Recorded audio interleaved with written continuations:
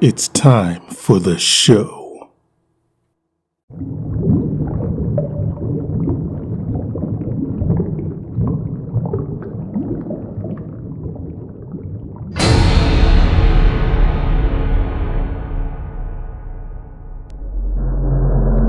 Spooky, creepy, scary show. Spooky, creepy, scary show.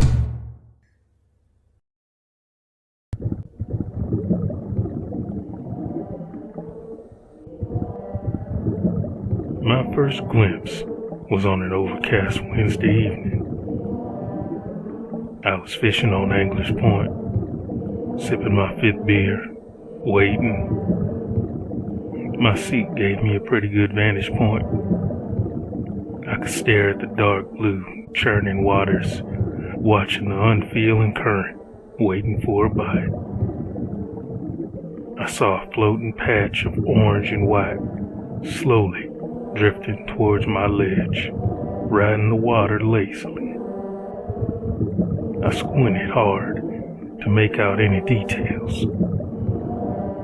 I thought it was a forgotten life jacket or a boat seat, but it turned out to be a pair of faded swimming trunks. Trunks with stiff, rotting legs stuffed inside them. A chubby, pinkish figure face down in the surf. I stared as the corpse drifted closer to the shore, not more than 20 feet away from where I was sitting. It seemed to stick there, wallowing in the shallow water. I recognized the body. Even though it was face down, the hair was a distinct shade of bleached caramel, and the arms, scarred from iron chains and crab pot webbing. I recognized the scar on the back of the right knee, where a thresher shark had found a target. It was definitely Eddie Moore, my first mate back when I had the Queen's Bounty. Decent enough crabber, capable even with his injured leg. He was a great soul, always friendly, inviting me to dinner every Sunday. Never was one to panic, even when the waves were fixing to pull us under. He would be singing a tune in his soft southern drawl. I slowly made my way over to where the body bobbed. I gently pulled out my pliers and saw where my hook had sunk into the left shoulder. I started to unhook the corpse. Then the bubbles came.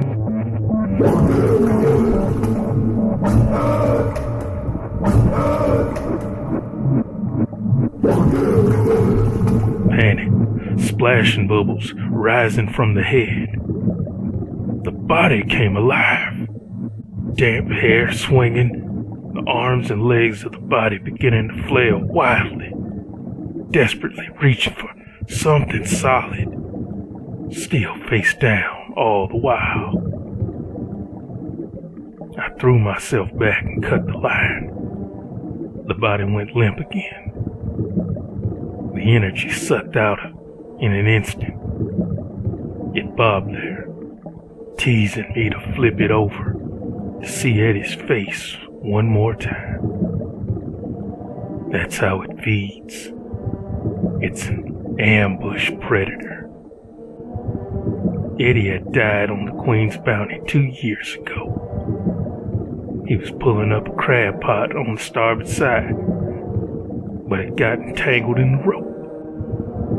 The cleat holding the pot, weakened from years of use, had finally broken off, and the pot, along with the tangled Eddie, had been dragged down into the depths.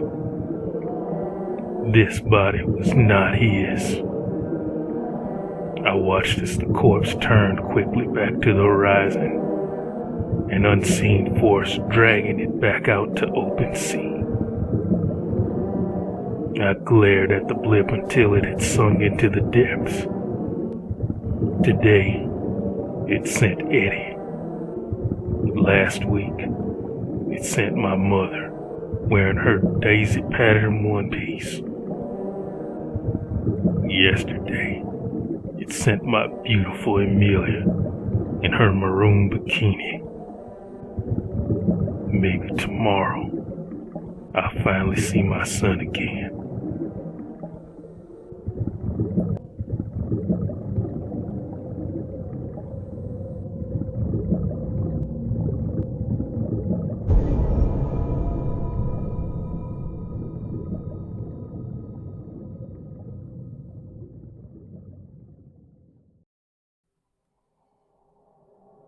So, welcome back. So that was The Deep Fishing by Disaster Poutine. And I'm just gonna draw one of the main scenes in that story. So have you guys, has anyone ever been fishing? I went fishing once, but it wasn't really a serious trip. It was a few years ago, well, several years ago. Me and my stepdad, it was somewhere out in Vallejo, California. We didn't have any bait or anything like that for the hooks. We basically just went out there on the pier and were fishing, just talking for like several hours just about life and the weather and, just how things are. And I guess that's really like one of the staples of fishing, from what I understand. It's just kind of,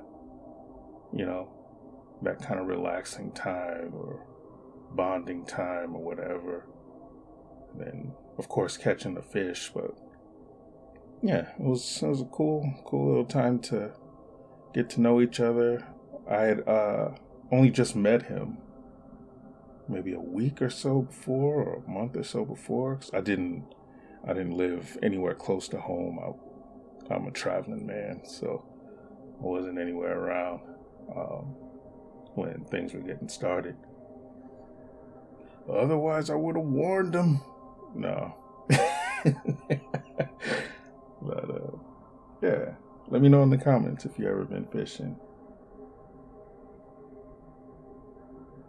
And also let me know if you ever seen anything weird in the water. I remember when I was in the military, there was this one night I was on aft lookout, and we were somewhere in the Persian Gulf, and I'm on aft lookout. It's night. I don't remember exactly what time, but it was like late night, and you see all the stars up above and everything. And anyway, I'm looking down at the water, and I see these glowing trails, these glowing, what I thought were like, something following the ship. And so I reported to the bridge, and I'm telling them like, hey, I got a contact out here, surface contact, and letting them know, I'm describing it to them. And if you know me, I joke around a lot and everything. So, that's just me. But they think I'm joking, but I'm serious. I'm like, yeah, there's something back here. There's something following the ship. It's in the water. It's glowing. And I asked if it was, I don't even know if I'm allowed to say what I thought it was. But I asked if it was what I thought it was, and they assured me that it wasn't. That it wasn't any of our equipment. And so they still think I'm joking, but I'm dead serious, and I'm describing it to them. And now not only do I see one, but I'm seeing two, and possibly three. And so I'm like, well, send somebody down here and come look for yourself. And of course, just like any damn horror movie, by the time there's an extra set of eyes to come see, the damn thing is gone. But I swear, whatever I saw, I described it when we pulled into port, and I'm telling one of the shore patrol guys about it, and he suggested that it might have been eels. And I'm like, they get that big? Because I'm telling you, this, whatever I saw in the water, like following us at however many knots we were going, because we were kind of hauling ass, but must have been maybe 15, 20 feet long, maybe 40, 50, hell, maybe even like 60, 70 inches around, and just glowing, like, phosphorescent, and glowing enough that you could tell that it wasn't the moonlight, because the moonlight is one color and this was, more on the greener side. And so to this day, it was never confirmed what it was. And yeah, so that's my weird story about stuff I saw in the water. It was really weird. Let me know in the comments if you've ever seen anything crazy or strange in the water. I've seen all kinds of stuff, especially with my time in the military. Everything from bodies to jellyfish as far as the eye could see. Saw a big giant turtle one time. Saw snakes. Saw spilled oil, all kinds of things.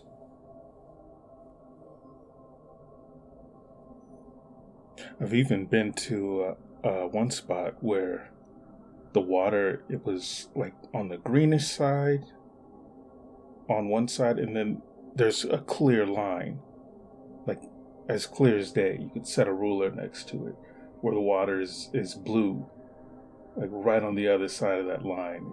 It's so crazy. There's a scientific explanation for it, but I don't recall what that is right now. Let's see if I can remember. I think it has something to do with the temperature of the water. Two different temperatures, and they're kind of like slamming against each other, similar to the way where hot and cold air produce lightning. If you understand the science behind that.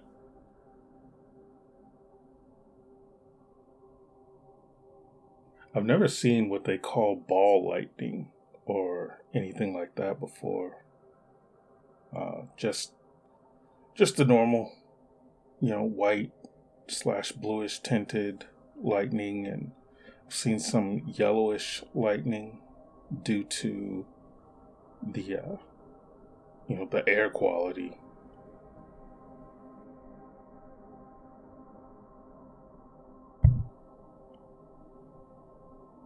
Now there's a sort of angler fish depicted at the end of this story. Have you ever seen one of those in real life? I know there's different kinds. Like they look different, some of them. I'm not sure if that's because of the region they're in, or if it's just like anything else on the surface, where depending on where you go, it might look a little bit different. I remember when I was little, we went to the tide pool for, I think, 1 or 2 field trips. Yeah, definitely more than one. We went to the tide pools, and man, I swear I knew like every one of those little creatures' names, like the brine starfish and the the sea anemones and the sea urchins and, the sand dollars. And we had these little pie tins and everything that we made so we could like scoop out some of the sand and sift through it and see what all we found. Like somebody found some keys, I remember. We were all like little elementary school kids back then. But oh man, it was so much fun. And touching certain things and,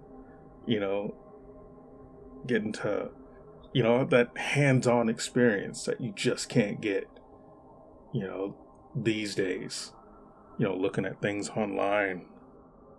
Hey, also, I want to tell you about the schedule, how the schedule is going to be going forward for a while. While I'm thinking about it. So we're in season 1 right now, and every season will consist of 5 episodes. 1, 2, 3, 4, 5. I'll upload 1 episode at a time, every Friday to start off. So that's going to be 5 episodes in August, 5 episodes in October, and 5 episodes in December. The month-long gap in between is for me to polish things up behind the scenes and learn my new computer coming in September. No idea if my programs are gonna be able to function on the new OS. No idea at all, because it usually doesn't work like when I used to work on laptops and everything. Everything got, would be upgraded. Like when I used to use, Mozilla, for example. I used to use Mozilla for a lot of my early videos. And when I switched to desktop, it was totally different. It had, and Filmora as well. Filmora had gone up to version 10, and I think now they're version 11. But yeah, so the month-long gap in between seasons initially is going to be so that I can get familiar with my new tools, see what I might or might not have at my disposal going forward.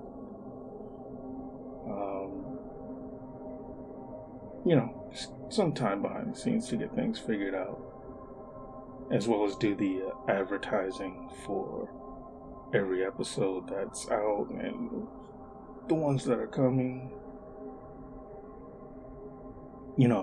It would help out tremendously if all of you watching, all of you listening, would share these episodes with friends and family who love horror and storytelling and puppets, and share it in your social media groups. Tell people about it in line at the bank. Like, oh, you want to see something really cool? Just tell everybody. Somebody cuts you off in traffic, give them the finger, tell them about the scary show. The spooky, creepy, scary show.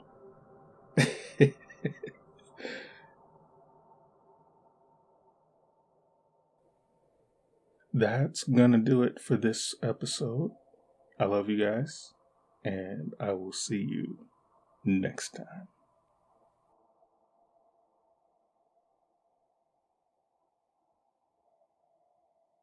If you enjoy the stories you find here, click the like button. Think of it like applause at the end of a show. Questions, comments, suggestions? Let me know down below. And if you wouldn't mind, share this video so that others can discover the spooky, creepy, scary show.